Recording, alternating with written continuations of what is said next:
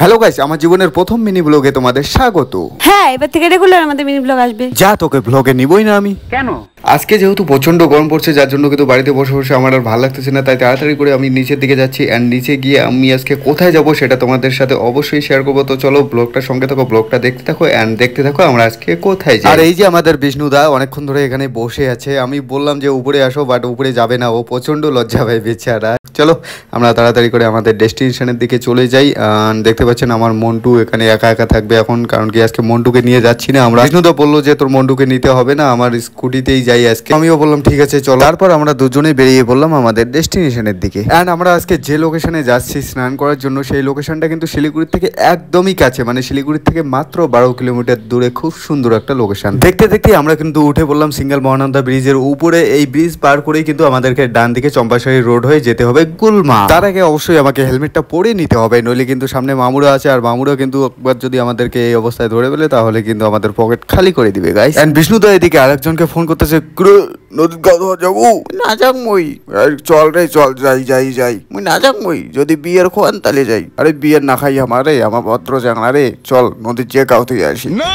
এটাই হচ্ছে সেই চম্পাশাড়ি মেন রোড, যে রোড দিয়ে আমরা কিন্তু ডাইরেক্ট চলে যাব গুলমা। আর গরমটাও আজকে প্রচন্ড পড়েছে, যার জন্য আমি গামছাটা মাথায় এভাবে বেঁধে নিয়েছি। এন্ড যেতে যেতে রাস্তার মধ্যে হঠাৎ দেখা হয়ে গেল আমার ছোটবেলার এক বন্ধুর, মানে এটা আমার স্কুল ফ্রেন্ড।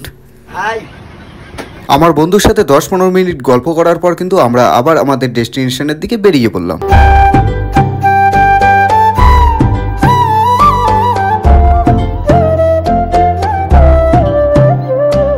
ওই যে দূরে দেখা যাচ্ছে পাহাড় গাইস, আর আকাশের মেঘটাও কিন্তু আজকে একদম সুন্দর লাগতেছে, একদম ফাটাফাটি। দেখতে দেখতে আমরা কিন্তু চলে আসলাম আমাদের ডেস্টিনেশনে। অ্যান্ড এই লোকেশনটা কিন্তু মাইন্ড ফেস্ট করার জন্য একদম খুব সুন্দর একটা লোকেশন, মানে মাইন্ড ফেস্ট করার জন্য একদম পারফেক্ট একটা লোকেশন গাইস। তো যাই হোক, আমরা কিন্তু উপরে দাঁড়াবো না, কারণ কি আজকে আমাদের গুলমা আসার মেন উদ্দেশ্য হচ্ছে নদীতে স্নান করা, যার জন্য আমরা কিন্তু তাড়াতাড়ি করে নদীর দিকে যাবো। অ্যান্ড তার সাথে সাথে প্রকৃতির মাঝখানে, মানে খোলা আকাশের নিচে স্নান করার মজা নিব গাইস। অবশেষে 500 মিটারের মতো রাস্তা অফরোডিং করে আমরা কিন্তু ফাইনালি পৌঁছে গেলাম নদীর কিনারে গাইস।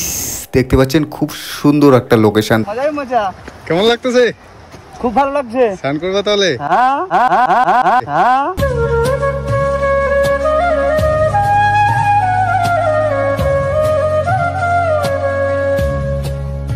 কেমন লাগতেছে স্নান করে? খুব ভালো। বিষ্ণুদাকে তো দারুণ লাগতেছে, একদম ফাটাফাটি লাগতেছে বিষ্ণুদাকে। অবশেষে আমরা কিন্তু স্নান কমপ্লিট করে বাড়ির দিকে বেরিয়ে পড়লাম গাইস। অ্যান্ড আজকের এই মিনি ব্লগটা তোমাদের কেমন লাগলো অবশ্যই কমেন্ট করে জানাতে ভুলবেন না। আজকের এই মিনি ব্লগটা যদি তোমাদের ভালো লেগে থাকে তাহলে এরকম মিনি ব্লগ আমরা আবার নিয়ে আসবো। চলো টাটা, থ্যাঙ্কস ফর ওয়াচিং।